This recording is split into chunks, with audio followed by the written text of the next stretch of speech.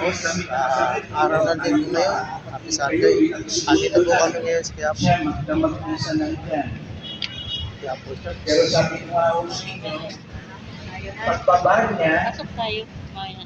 Pagkatapos. usapan rin siya. Utak-usapan rin siya. Mahabulin pa rin niya yung daga. Makakalmot pa rin niya.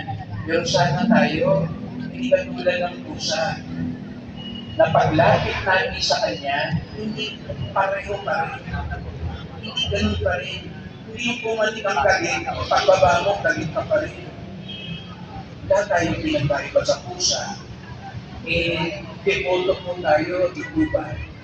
Kristiyano tayo, alagad tayo ng Tom Nazareno. Kaya dapat pag lumapit tayo sa Kanya, may mababago sa Kanya. Pag binuksan natin ang puso natin sa Kanya, napupuspos tayo ng Kanyang pag